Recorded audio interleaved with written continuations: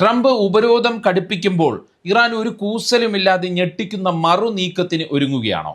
ആണവായുധം നിർമ്മിക്കില്ല എന്നുള്ള ആയത്തുള്ള അലി ഖമനിയുടെ ഫത്വ തന്നെ ഇറാൻ തിരുത്തുമോ? ഇതാണ് ഇപ്പോൾ ഉയരുന്ന പ്രധാനപ്പെട്ട ചോദ്യം. അങ്ങനെ ഫത്വ തിരുത്താൻ എന്തെങ്കിലും തടസ്സമുണ്ടോ എന്നതും ഇപ്പോൾ സജീവ ചർച്ചാ വിഷയമാണ്. ഉപരോധം കൊണ്ടുവന്നാൽ ഗൾഫിൽ നിന്ന് ഒരു തുള്ളി എണ്ണയും പുറത്തേക്ക് പോകില്ല എന്നാണ് ഇറാന്റെ ഏറ്റവും പുതിയ മുന്നറിയിപ്പ്.